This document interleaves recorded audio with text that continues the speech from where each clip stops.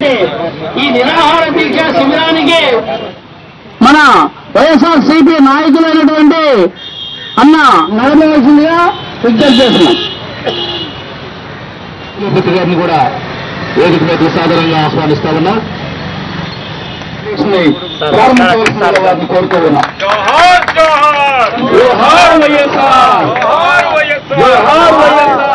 తెలియపరుస్తున్నాం సోమినాయుడు గారికి, state secretary. Thank you sir, thank you very much. అలాగే కార్యదర్శి ఆదిలక్ష్మి గారికి పూలమాలాంకృతులు చేయడం ద్వారా నిరాహార దీక్షని పూలమాలాంకృతులు చేస్తూ కార్యక్రమాన్ని ప్రారంభిస్తా ఉన్నారు. అలాగే పుల్లయ్య గారికి ఉపాధ్యాయ సమస్యలపై ప్రభుత్వం నుండి వైఖరి, ఉపాధ్యాయ సమస్యలపై ప్రభుత్వం నుండి వైఖరి.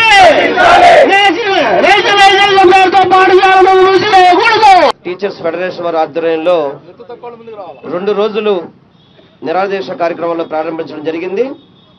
ముఖ్య కారణం రేషనలైజేషన్ పేరుతో పాఠశాలని ముయ్యరాదు, పర్ఫార్మెన్స్ పాయింట్ తొలగించి సర్వీస్ పాయింట్ల ఆధారంగా ఉపాధ్యాయుల కౌన్సిలింగ్ నిర్వహించాలని విజయవాడలోని ఈ యొక్క ధర్నా చౌక్లో వైఎస్ఆర్సీపీ టీచర్స్ ఫెడరేషన్ వారి ఆధ్వర్యంలో రాష్ట్ర అధ్యక్షులు జాలిరెడ్డి గారు, రాష్ట్ర ప్రధాన కార్యదర్శి కె ఓబిల్ రెడ్డి గారు, అదేవిధంగా ఈ ఓబులపతి గారు వారందరి కోరికలు చక్కగా వారు టీచర్స్ అంటే వారు ఎంతోమంది పిల్లలకి తీర్చిదిద్ది మంచి భవిష్యత్తు ఇవ్వాల్సిన టీచర్స్ ఈరోజు ధర్నా చౌక్లో కూర్చున్న దుస్థితికి చంద్రబాబు నాయుడు గారు కారణమయ్యారు. ఎందుకంటే 3 సంవత్సరాల పరిపాలన అయిపోయింది. దాదాపు 600 అబద్ధాల హామీతో చంద్రబాబు నాయుడు గారు ముఖ్యమంత్రి అయ్యారు. కనీసం అందులో 6 హామీలు కూడా ఇంతవరకు అమలుపరచని అసమర్థ ముఖ్యమంత్రి చంద్రబాబు నాయుడు. అందుకని ఈరోజు ఎక్కడైతే స్కూల్స్ అన్నీ కూడా మూసేసి దానికి వివిధ కారణాలు చూపెట్టడం, వాటికి విద్యార్థులు లేరని చెప్పిన కొన్ని చోట్ల, వసతులు లేవని చెప్పి కొన్ని చోట్ల, ఏదైతే మన ప్రభుత్వ పాఠశాలలు ఉన్నాయో వాటన్నింటినీ కూడా ప్రైవేటైజేషన్ చేసే విధంగా ఈ యొక్క ప్రభుత్వం అడుగులు కనబడుతున్నాయి. రాజశేఖర రెడ్డి గారు పరిపాలించిన టైంలో ఎప్పుడు కూడా ఇటువంటి ఆలోచన పోలేదు. రాజశేఖర రెడ్డి గారు ఏ విధంగా ప్రభుత్వ స్కూల్ని బలోపేతం చేయాలి, ప్రభుత్వ స్కూల్లో చదువుకునే పిల్లలకి ఏ విధంగా టీచర్స్కి మనం సహకారం అందిస్తే వారు బాగా పిల్లలకి చదువు చెబుతారనే ఉద్దేశంతో ఒక ప్రజా పరిపాలన చేసిన నాయకుడు రాజశేఖర రెడ్డి గారు. కానీ చంద్రబాబు నాయుడు గారు వచ్చిన కాడి నుంచి హైటెక్ ముఖ్యమంత్రి, ఎప్పుడూ కూడా హైటెక్ విధాలనే ఆలోచిస్తాడు తప్ప కింద ఏదైతే భూమి మీద ఉన్నారో వాటి గురించి ఆలోచించే పరిస్థితి చంద్రబాబు నాయుడు గారికి లేదు. ఈరోజు మన 13 జిల్లాల్లో కూడా అమరావతి అంటే ఇక్కడ అందరికీ కూడా అమరావతి బాగా అభివృద్ధి అయిందని చెప్పి అనుకున్న పరిస్థితి కనబడే విధంగా అభూత కల్పనలు సృష్టిస్తున్నాడు చంద్రబాబు నాయుడు. ఈరోజు విజయవాడ నగరంలో ఎటువంటి అభివృద్ధికి నోచుకునే పరిస్థితిలో విజయవాడ నగరం ఉందంటే అది ఎవరు కూడా నమ్మశక్యం లేని విషయం. ఎందుకంటే ఈరోజు ఇక్కడి నుంచి దాదాపు కడప నుంచి కావచ్చు, అటు శ్రీకాకుళం, విశాఖపట్నం నుంచి కూడా ఉపాధ్యాయులు వచ్చారు. వారందరూ కూడా ఒకసారి విజయవాడ పరిస్థితులు చూస్తే చంద్రబాబు నాయుడు గారు మాటలు తప్ప ఎటువంటి అభివృద్ధి కార్యక్రమాలు కూడా చేయలేదని చెప్పని మీరందరూ కూడా తెలుసుకునే అవకాశం ఉంటుంది. ఏదేమైనా కానీ వైఎస్ఆర్సీపీ టీచర్స్ ఫెడరేషన్ తరఫున ఈ 2 రోజులు మీరు ఏదైతే నిరాదేశ చేపడుతున్నారో తప్పకుండా మీకు వైఎస్ఆర్సీపీ నాయకుడు జగన్మోహన్ రెడ్డి గారు కానీ వారి కార్యకర్తలు కానీ నాయకులు కానీ పూర్తిగా మీకు అండగా ఉంటారు. తప్పకుండా మీ యొక్క సమస్యలు నెరవేర్చే విధంగా ఈ యొక్క పోరాటంలో వైఎస్ఆర్ పార్టీ కూడా పూర్తిగా మీకు సహకరిస్తుందని చెప్పి కూడా మీకు ఈ సభాముఖంగా తెలియపరుచుకుంటున్నాను. అన్న వేంపల్లి శ్రీనివాస్ గారు చెప్పారు 600 హామీలు. ఆ 600 హామీల్లో మా ఉపాధ్యాయులకి ఎలక్షన్ ముందు చంద్రబాబు నాయుడు గారు చెప్పినటువంటి హామీలు కొన్ని ఉన్నాయి. ఆయన ఎలక్షన్ ముందు మేము మా ఉపాధ్యాయ సంఘాల కొన్ని పిలిపించుకొని ఆయన ఏం చెప్పారంటే, గతంలో నేను కొన్ని తప్పులు చేశాను, ఉద్యోగస్తుల్ని ఉపాధ్యాయులను దూరం చేసుకున్నాను, కానీ రేపు అధికారంలోకి వచ్చిన తర్వాత తప్పనిసరిగా మీకు అనుకూలంగా మీకు నచ్చిన విధంగా నేను పరిపాలన చేస్తానని చెప్పి అన్నారు. గతంలో మా అందరికీ తెలుసు డిఏల కోసం పోరాటాలు, లాఠీ దెబ్బలు తినేటటువంటి సందర్భం మేము మర్చిపోలా. అయినా ఆయన మాటలు నమ్మి కొంతమంది ఆయన మద్దతు చేయడం, ఆయన ప్రభుత్వం అధికారంలో రావడం జరిగిపోయింది. తర్వాత 1 రోజులు ఎదురు చూసాం ఆయన మా సమస్యలను తీరుస్తారని చెప్పి. కానీ 2 సంవత్సరాలు గడిచినాయి. మాలో మేము అనేక ఆశలతోటి ఎప్పుడైతే ఆయన అధికారంలో తీసుకొచ్చుకున్నామో అలాంటి ఏ కోరికలు కూడా ఈ 2-3 సంవత్సరాల్లో ఆయన తీర్చలేకపోయాడు. ఒక్క సమస్యను కూడా తీర్చలేకపోయాడు. గతంలో డిఎల్ కోసం ఏ పోరాటం చేశామో అదే పోరాటం ఈరోజు డిఎల్ కోసం చేయాల్సిన పరిస్థితి మాకు వచ్చింది. పోయిన పిఆర్సీ బకాయిలు కూడా త్వరలో కొత్త పిఆర్సీ చేయాల్సిన సమయం పాత పిఆర్సీ బకాయిలు కోసం పోరాటం చేయాల్సిన పరిస్థితి. రాజశేఖర రెడ్డి గారి టైంలో హెల్త్ కార్డులు, ఈ రోజుకి హెల్త్ కార్డులు ఆచరణకి నోచుకోలేని పరిస్థితి. దానికి మేము ప్రీమియం చెల్లిస్తూ ఉన్నాం. లక్షల రూపాయలు ప్రీమియం మా దగ్గర నుంచి తీసుకుంటూ మాకు అందాల్సిన వైద్యాన్ని వాళ్ళు ఇవ్వలేని పరిస్థితి ఈ ప్రభుత్వం ఉంది.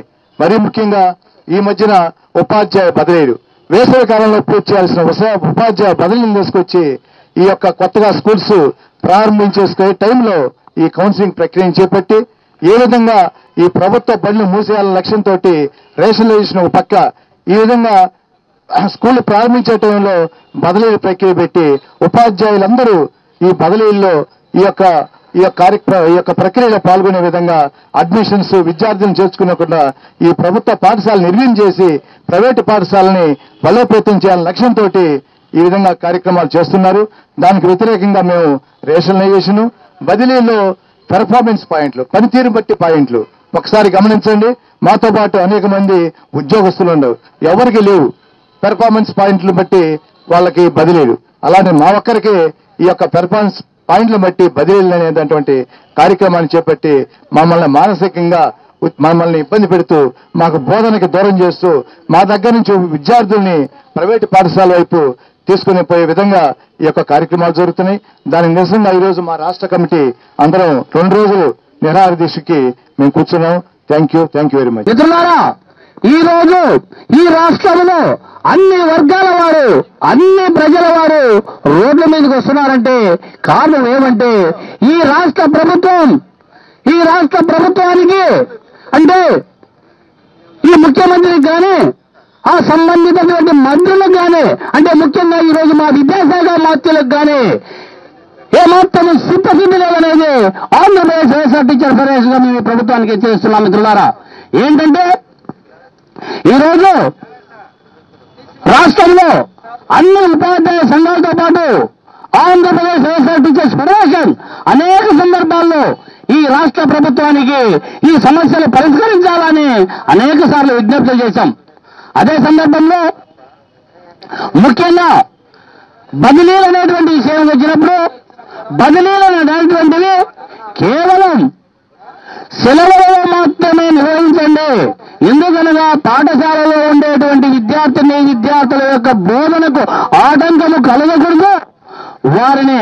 ఎందుకంటే ఈ రోజు ప్రభుత్వ పాఠశాలలో చదువుతున్నటువంటి బడుగు బలహీన వర్గాల నిరుపేదల పిల్లలందరూ చదువుతున్నారు కాబట్టి వాళ్ళకి ఈ ప్రభుత్వ ఉచిత విద్య దూరం కాకూడదు. తద్వారా డ్రాప్అవుట్ పెరిగి అంతేకాకుండా ఈ నిరక్షరాస్యత పెరుగుతుంది. ఈ విద్యలనేటువంటి దాన్ని లాభాపేక్షతో చూడకుండా కేవలం అభివృద్ధి పేరుతో చూసి మీరు ఖచ్చితంగా ఈ వేసవి సెలవుల్లోనే బదిలీలు చేపట్టి ఉపాధ్యాయులకి మేలు చేయాలా, విద్యాభివృద్ధిని అభివృద్ధి చేయాలని అనేక సందర్భాల్లో చెప్తే ఆ రోజు నుంచి నేటి వరకు ఈ విద్యాశాఖ మంత్రులు కానీ ఈ విద్యాశాఖకు సంబంధించినటువంటి అధికారులు కానీ నిమ్మకు నీరెత్తినటువంటి ఏమాత్రము పట్టించుకోకుండా చివరిలో ఎప్పుడైతే పాఠశాలలు పునఃప్రారంభమవుతున్నాయో ఆ పాఠశాలల పునఃప్రారంభం రోజు షెడ్యూల్ విడుదల చేసి ఆ షెడ్యూల్లో అసంబద్ధమైనటువంటి పెర్ఫార్మెన్స్ పాయింట్లు అనేటువంటివి అనేకమైనటువంటి అసంబద్ధాలు ఉన్నాయి. ఈరోజు ఒకే పాఠశాలలో పనిచేసేటువంటి ఉపాధ్యాయులకి హెడ్ మాస్టర్కి 1 పాయింట్లు, మరియు అసిస్టెంట్కి 1 పాయింట్లు, మరియు గణితంలో బోధించే ఉపాధ్యాయునికి 1 పాయింట్లు, యూపీ స్కూల్లో పనిచేసేటువంటి ఉపాధ్యాయునికి 1 పాయింట్లు.